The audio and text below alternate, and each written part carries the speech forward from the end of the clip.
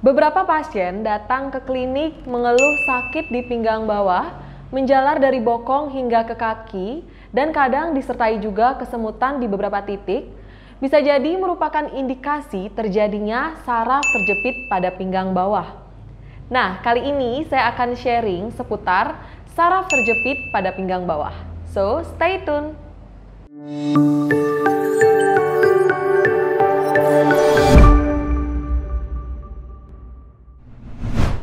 Hai semuanya, kembali lagi bersama saya Trisna Dewi Visio. Nah, kali ini saya akan ulas seputar saraf terjepit pada pinggang bawah atau yang bahasa medisnya dikenal dengan herniated nucleus pulposus. Sebelumnya, kita bahas dulu seputar sakit pinggang. Nah, sakit pinggang merupakan sebuah keluhan yang sering sekali terjadi di masyarakat. Hampir 60-80% masyarakat pernah mengalami sakit pinggang. Nah, jika sakit pinggang tersebut diabaikan, bisa berdampak ke hal yang lebih serius, yaitu saraf terjepit. Saraf terjepit bahasa medisnya ialah herniated nucleus pulposus. Herniated itu adalah penonjolan dan nucleus pulposus adalah bantalan sendi. Kita bahas dulu nucleus pulposus. Nucleus pulposus itu sama dengan bantalan sendi.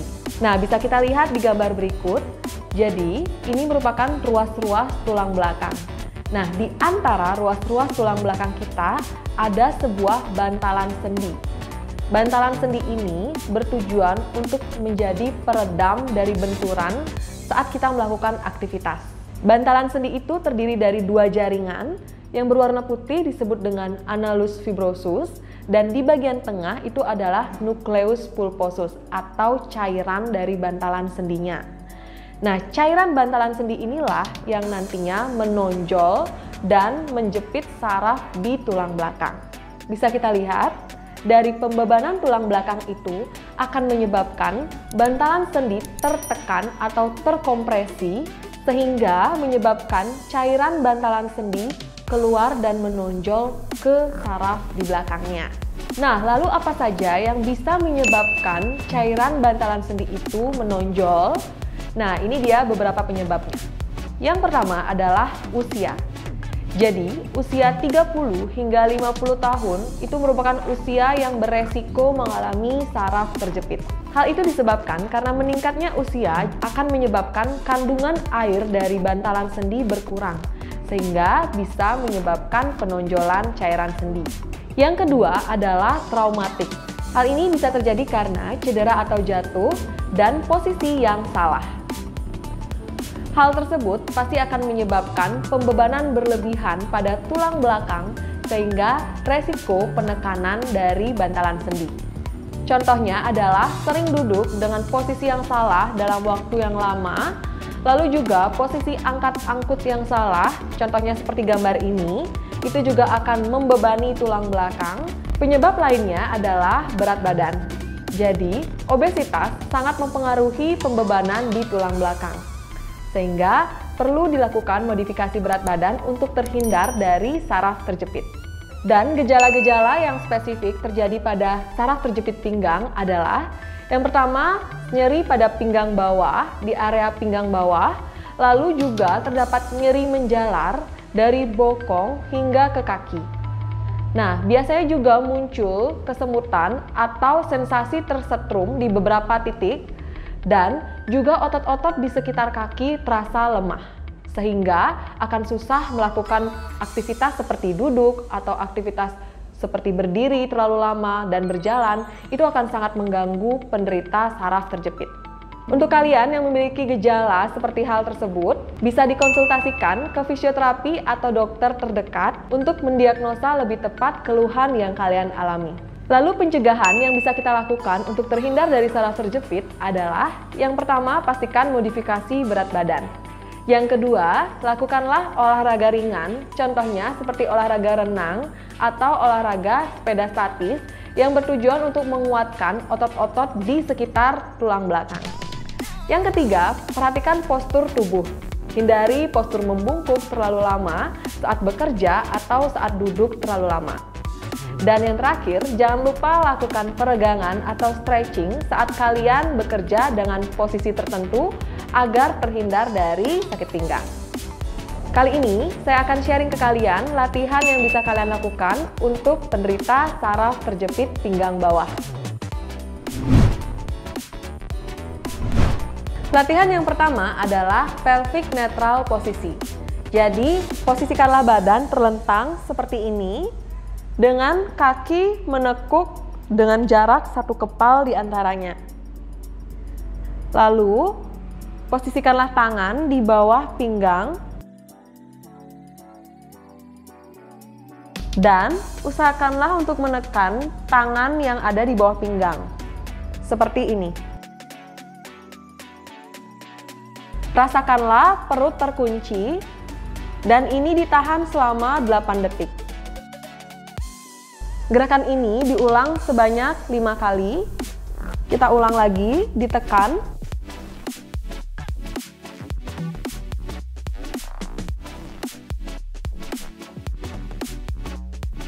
Dan rileks.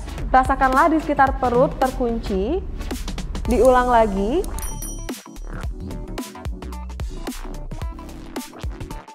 Dan rileks. Latihan ini berfungsi untuk menguatkan otot-otot di sekitar tulang belakang.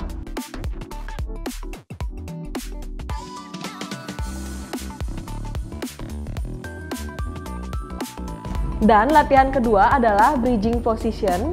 Jadi, posisikanlah kaki sama seperti tadi dan badan diangkat setinggi ini.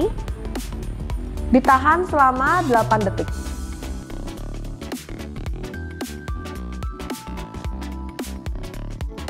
Gerakan ini diulang sebanyak 3 kali. Dinaikkan seperti ini dan dirasakanlah otot perut dan otot pinggang berkontraksi. Tujuannya adalah untuk menguatkan otot-otot core di antara pinggang.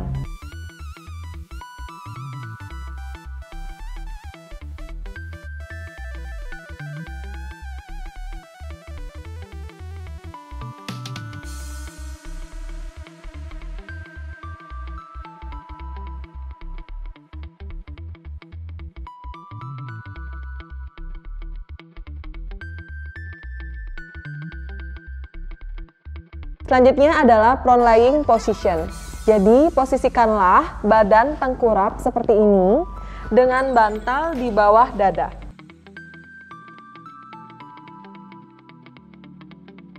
Lakukanlah gerakan ini sekitar 1 menit. Tujuannya adalah untuk membantu memposisikan cairan nukleus kembali ke dalam.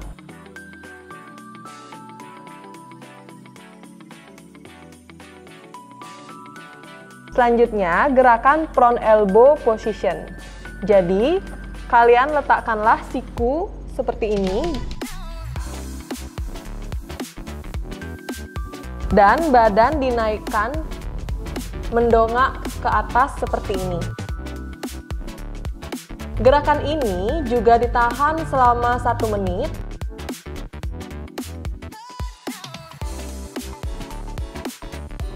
Dan jika timbul rasa sakit atau rasa tidak nyaman, maka kalian bisa beristirahat.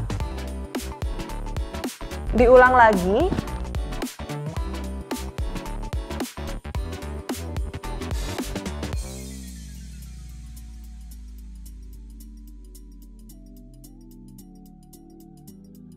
Dan lakukanlah gerakan ini secara perlahan.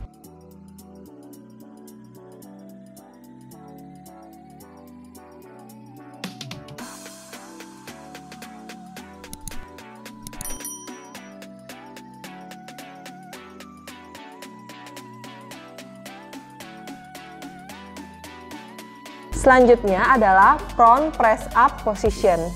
Jadi, letakkanlah tangan seperti ini dan badan dinaikkan ke atas. Kepala juga didongakkan. Dan gerakan ini awalnya dilakukan dulu selama 15 detik. Jika sudah selesai, turun dulu.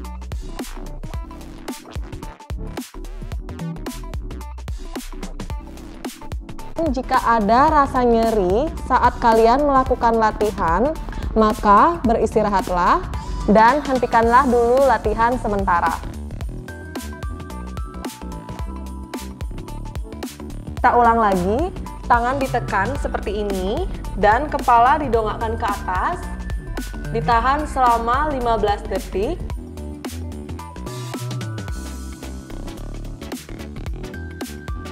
Dan turun.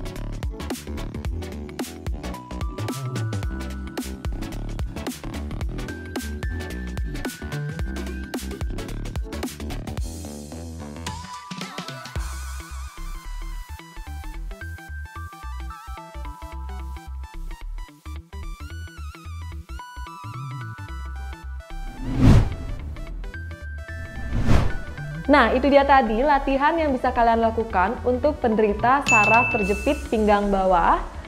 Jangan lupa like dan share video ini ke orang-orang yang membutuhkan dan klik subscribe agar tidak tertinggal informasi penting seputar fisioterapi. Sampai jumpa, terima kasih.